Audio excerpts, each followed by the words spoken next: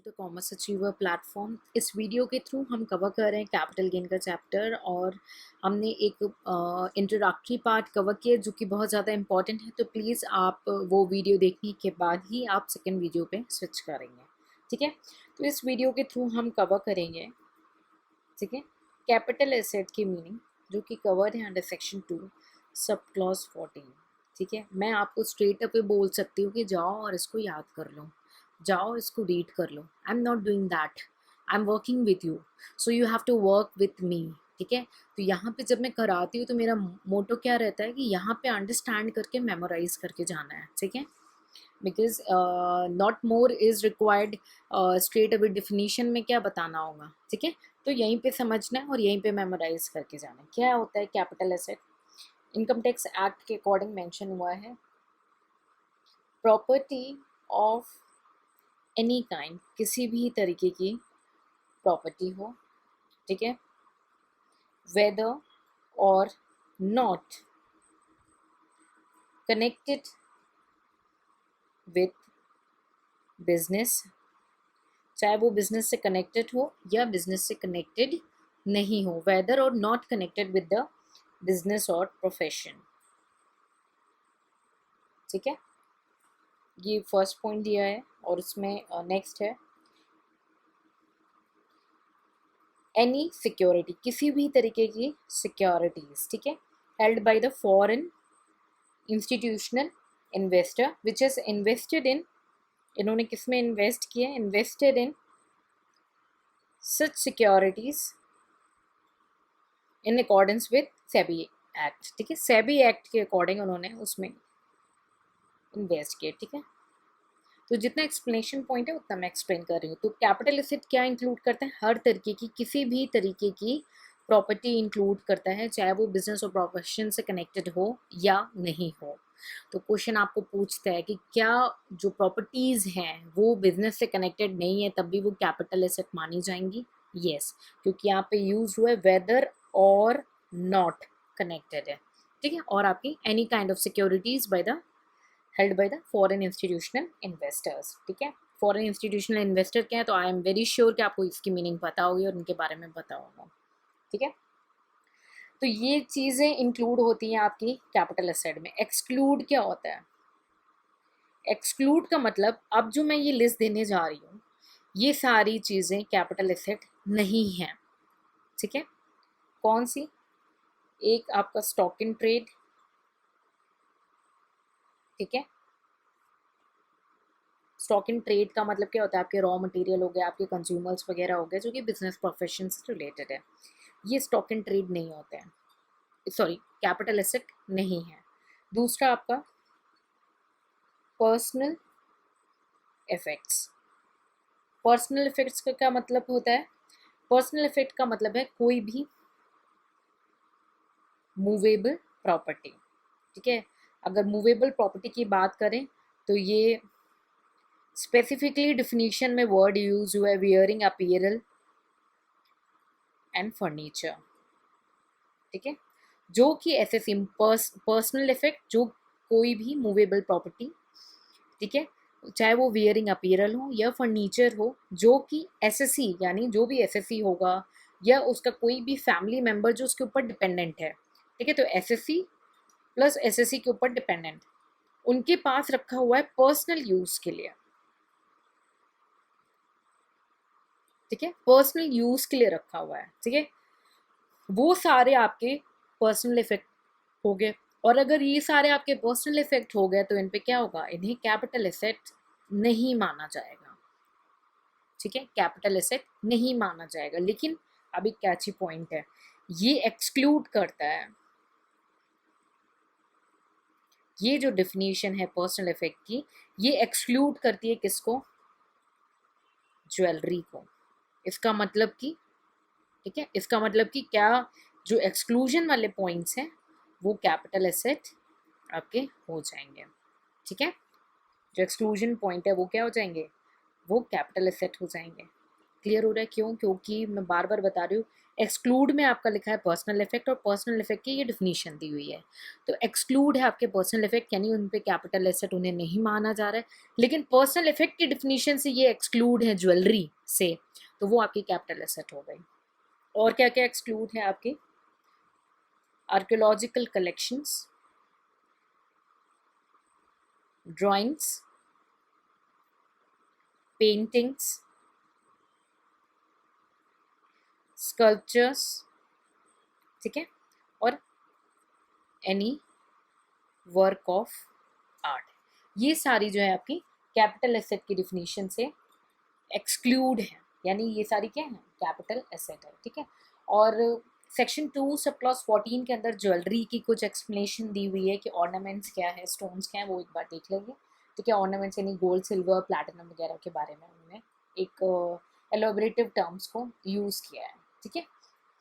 तो ये सारे आपके क्या हो गए? कैपिटल एसेट हो गए। तो मैंने क्या कहा, क्या क्या एक्सक्लूड है? एक आपका आया पहला स्टॉक इन ट्रेड, दूसरा पर्सनल इफेक्ट, अब तीसरा देखने जा रहे हैं। तीसरा क्या हुआ आपका? एग्रीकल्चर लैंड इन इंडिया, यानी अगर कोई एग्रीकल्चर लैंड है का इंडिया में, भारत में, तो वो कैपिटल एसेट की डिफिनीशन से बाहर हो जाती है, ठीक है, वो कैपिटल एसेट नहीं मानी जाती है। इसके पर्पस में भी डिफिनीशन दी हुई है एग्रीकल्चर लैंड की, जो कि ऑलरेडी हम एग्जामिशन के चैप्टर में कवर कर चुके हैं, लेकिन एक बार मैं यहाँ पे आपको एक कॉन्सेप्ट, बेसिक कॉन्सेप्ट रिकॉल कराऊंगी, ठीक है।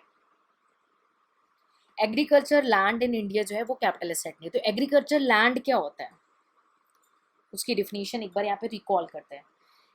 याद करिए, जहाँ पे लिखा था कि कोई भी एरिया जो कि municipality, municipal corporation, notified area committee, town area committee, town committee, cantonment board, ठीक है, क्या आसपास हो, ठीक है, in any area with in, ठीक है, ये सारी जो मैंने आपको लिस्ट बताई, ठीक, जिसकी पॉपुलेशन क्या है? नॉट लेस देन 10,000, यानी उसकी पॉपुलेशन क्या हुई? दैट इज, उसकी पॉपुलेशन क्या हुई? इक्वल टू और मोर देन 10,000 होनी चाहिए, है ना। कोई भी एरिया, अगर ये जो मैंने आपको बताई, ठीक है, किसी भी एरिया में कोई लैंड है, ठीक है, और वो कैंटोनमेंट बोर्ड और नोटिफाइड एरिया और आपकी टाउन एरिया कमेटी के पास पास है, ठीक है, किसी भी एरिया में वो लैंड सिचुएटेड है, और उस सिटी की जो पॉपुलेशन है, उसकी पॉपुलेशन 10,000 या 10,000 से ज़्यादा होनी चाहिए, ठीक है, जिसकी पॉपुलेशन 10,000 या उससे ज़्यादा होनी चाहिए। अगर पॉपुलेशन 10,000 या उससे ज़्यादा है, ठीक है, और वो इन एरियाज में सिचुएटेड है, तो वो क्या हो जाएगी? एग्रीकल्चर लैंड हो जाएगी, और एग्रीकल्चर लैंड जो है कैपिटल एसेट नहीं है, यानी उस पर कैपिटल गेन नहीं आएगा, ठीक है।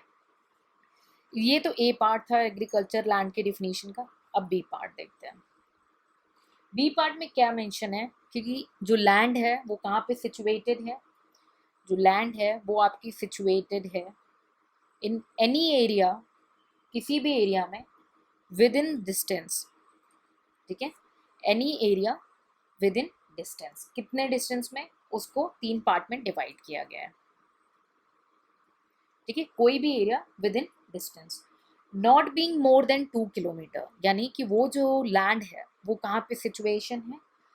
मोर देन 2 किलोमीटर्स में नहीं होनी चाहिए, यानी इक्वल टू और लेस देन 2 किलोमीटर्स में होनी चाहिए, ठीक है, बिकॉज वर्ड क्या यूज हुआ है? Not being more than 2 kilometres, ठीक है, वही म्यूनिसिपैलिटी और कैंटोनमेंट बोर्ड के थ्रू, ठीक है।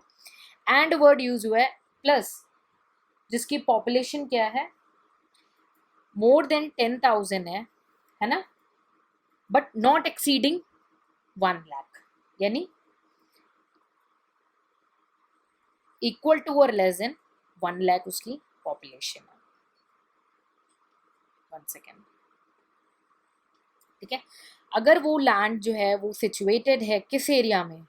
इक्वल टू और लेस देन 2 किलोमीटर के अंदर, नहीं यानी 2 किलोमीटर में, 1.5 किलोमीटर में, किसी भी किलोमीटर में, प्लस उसकी पॉपुलेशन जो है चेक करेंगे वो 10,000, ये दोनों कंडीशन सेटिस्फाइड होनी चाहिए। पॉपुलेशन उसकी 10,000 है और 1 लाख से इक्वल टू और लेस है, ठीक है।